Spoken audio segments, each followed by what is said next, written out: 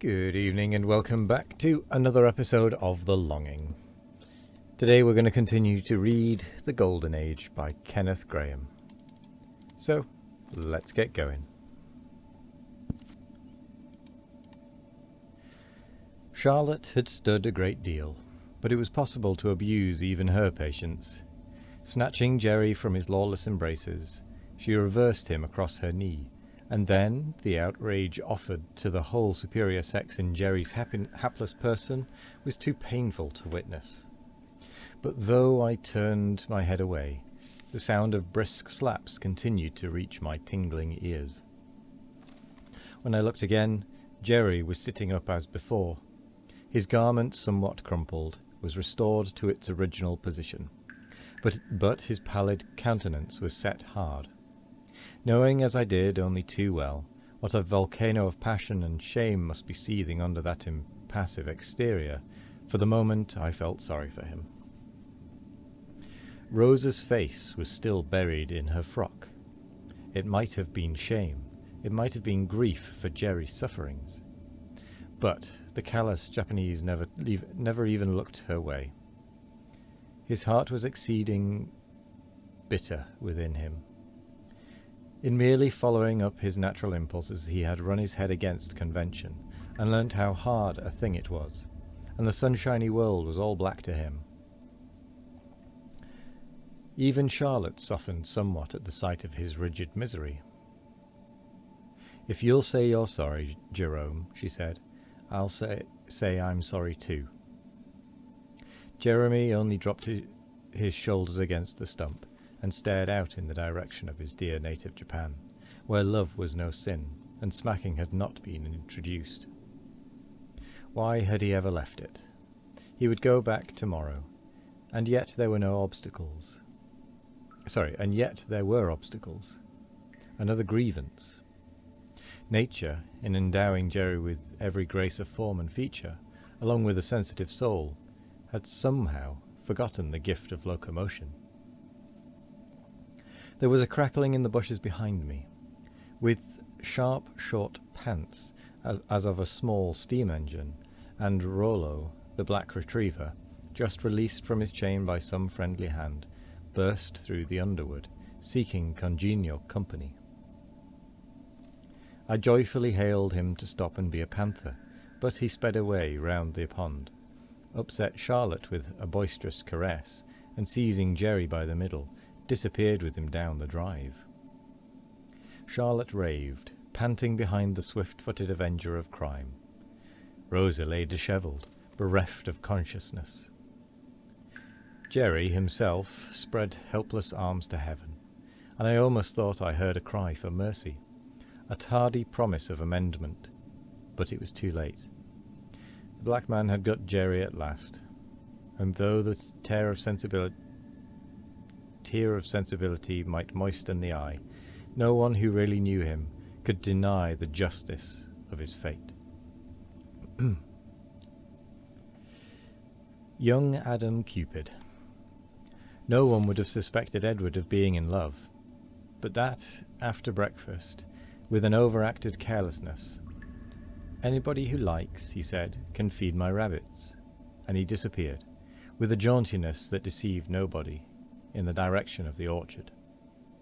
Now, kingdoms might totter and reel, and convulsions change the map of Europe, but the iron unwritten law prevailed that each boy severely fed his own rabbits. There was good ground, then, for suspicion and alarm, and while the lettuce leaves were being drawn through the wires, Harold and I conferred seriously on the situation. It may be thought that the affair was none of our business, and indeed we cared little as individuals. We were only concerned as members of a corporation, for each of whom the mental or physical ailment of one of his fellows might have far-reaching effects. It was thought best that Harold, as least open to suspicion of motive, should be dispatched to probe and peer. His instructions were to proceed by a report on the health of our rabbits in particular, to glide gently into a discussion on rabbits in general, their customs, practices, and vices, to pass thence by a natural transition to the female sex, the inherent flaws in its composition, and the reasons for regarding it, speaking broadly, as dirt. Wow. He was especially to be very diplomatic, and then to return and report progress. He departed on his mission gaily, but his absence was short, and his return, discomfited and in tears, seemed to betoken some want of parts for diplomacy. He had found Edward, it appeared, pacing the orchard, with the sort of set smile that mountebanks wear in their precarious antics, fixed painfully on his face as with pins. Harold had opened well on the rabbit subject, but with a fatal confusion between the abstract and the concrete, had then gone on to remark that Edward's lop-eared doe, with her long hind legs and contemptuous twitch of the nose, always reminded him of Sabrina Larkin, a 9-year-old damsel, child of a neighbouring farmer, at which point Edward, it would seem, had turned upon and savagely maltreated him, twisting his arm and punching him in the short ribs, so that Harold returned to the rabbit hutches, preceded by long-drawn wails, anon wishing with sobs that he were a man, to kick his love-lorn brother, anon lamenting that ever he had been born. I was not big enough to stand up to Edward personally, so I had to console the sufferer by allowing him to grease the wheels of the donkey cart, a luscious treat that had been specially reserved for me a week past by the gardener's boy, for putting in a good word on his behalf with the new kitchen maid. Harold was soon all smiles and grease, and I was not, on the whole, dissatisfied with the significant hint that had been gained as to the fonds at Origomali.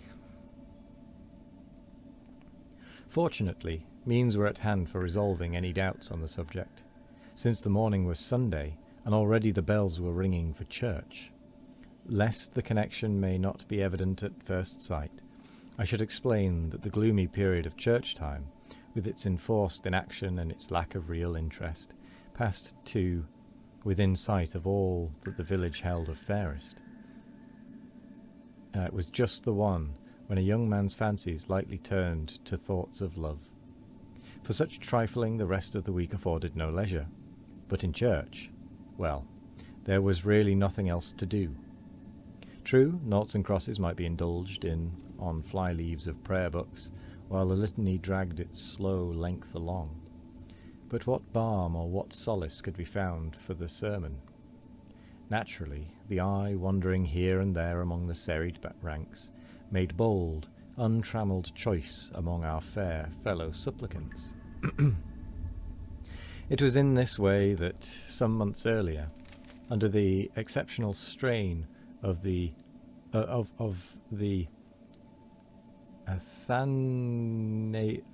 Athanasian Creed, that's not a word I've seen before, my roving fancy had settled upon the baker's wife as a fit object for a lifelong devotion. Her riper charms had conquered a heart which none of her bemuslined, tittering juniors had been able to subdue, and that she was already wedded had never occurred to me as any bar to my affection. Edward's general demeanour, then, during morning service, was safe to convict him. But there was also a special test for the particular case. It happened that we sat in a transept, and, the Larkins being behind us, Edward's only chance of feasting on Sabrina's charms was in the all-too-fleeting interval when we swung round eastwards. I was not mistaken. During the singing of the Benedictus, the impatient one made several false starts, and at last he slewed fairly round before, as it was in the beginning, is now, and ever shall be, was half finished. The evidence was conclusive. A court of law could have desired no better.